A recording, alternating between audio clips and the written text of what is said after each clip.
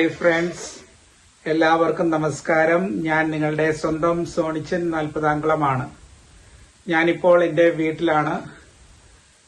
ഞാൻ ഇന്ന് പറയുന്നത് എൻ്റെ സുന്ദരി പൂച്ചയെ പറ്റിയാണ്. ഇതാണ് എൻ്റെ സുന്ദരി പൂച്ച. ഇവളാണ് സുന്ദരി പൂച്ച. കണ്ടോ, ഇതാണ് നമ്മുടെ സുന്ദരി പൂച്ച. കാണാമോ? സുന്ദരി പൂച്ച. അപ്പോ ഇവള് ഞാനിപ്പോ ആലപ്പുഴ എന്റെ വീട്ടിലാണ്, കുട്ടനാട്ടിലാണ്. ഈ പൂച്ച ഞങ്ങളുടെ വീട്ടിലെ കുഞ്ഞായിരിക്കുമ്പോ ഇത് വന്ന പൂച്ചയാണ്. കുഞ്ഞു പൂച്ചയാണ്, വന്ന് കേറിയ പൂച്ചയാണ്. അങ്ങനെ അത് വീട്ടിൽ വന്നു. അത് വീട്ടിലെ നന്നായിട്ട് ഇണങ്ങി എല്ലാരോടും, വീട്ടിലെ എല്ലാ ആൾക്കാരോടും നല്ല സ്നേഹവും ഒക്കെയാണ് പൂച്ചയ്ക്ക്. അങ്ങനെ ഇത് വീട്ടിലെ ഞങ്ങള് പാലും ചോറും ഇറച്ചി മീനും എന്ത് കിട്ടിയാലും, ഇവക്ക് മീൻ ഭയങ്കര ഇഷ്ടമാണ്. മീൻ കൊതിച്ചിയാണ്. മീനാണ് ഇറച്ചിയേക്കാളും കൂടുതൽ ഇഷ്ടം. മീനില്ലെങ്കിൽ അധികം ചോറൊന്നും അത്ര ഇഷ്ടമൊന്നുമില്ല. അപ്പൊ അങ്ങനെ മീനൊക്കെ ഭയങ്കര ഇഷ്ടമാണ്. അപ്പൊ അങ്ങനെ ഇവള് വന്നു വളർന്നു. അത് കഴിഞ്ഞ് വലുതായി. ഞങ്ങളുടെ വീട്ടിലെ എലിയുടെ ശല്യമൊന്നുമില്ല, കാരണം ഇത് ഓടി നടന്ന എല്ലാ എലിയെയും പിടിക്കും. അങ്ങനെ മിടുക്കി പൂച്ചയാണ്. അങ്ങനെ അത് വളർന്ന് പ്രസവിച്ച് അതിന് കുഞ്ഞുങ്ങളൊക്കെ ആയി. അപ്പോൾ ആ കുഞ്ഞുങ്ങള് ഇതിലെല്ലാം ഓടിച്ചാടി നടക്കുന്നു. അതിലെ കുഞ്ഞുകുട്ടിയൊക്കെ 1-2 പേരെ എടുത്തോണ്ട് പോയി.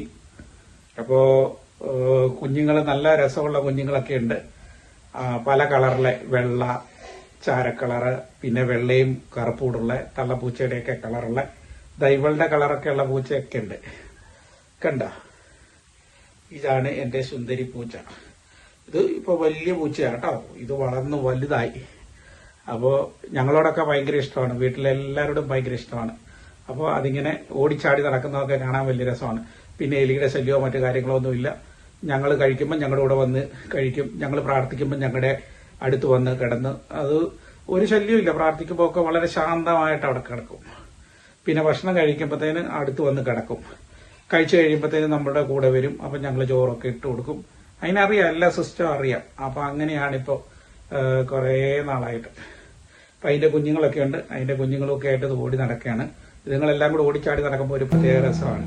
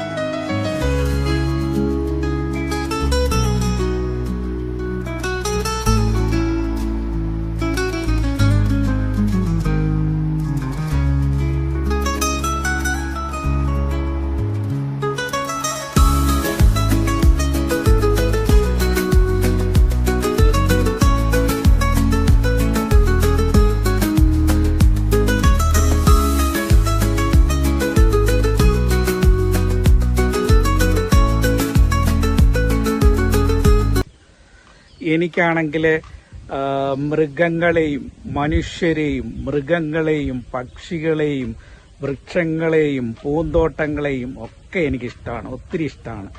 നമ്മൾ മനുഷ്യരെ സ്നേഹിക്കുന്നതോടൊപ്പം പ്രകൃതിയെ കൂടി ഒന്ന് സ്നേഹിക്കാനായിട്ട് പഠിക്കുക. എനിക്കാണെങ്കിൽ പച്ചക്കറി ചെയ്യുന്നതൊക്കെ എനിക്ക് ഭയങ്കര ഇഷ്ടമാണ്, അതായത് കൃഷി ചെയ്യുന്നതൊക്കെ എനിക്ക് ഇഷ്ടമാണ്. അതുപോലെ തന്നെ ഈ പറഞ്ഞ പൂന്തോട്ടങ്ങളില്ലേ, ആ ഗാർഡൻസ് എനിക്ക് ഭയങ്കര ഇഷ്ടമാണ്.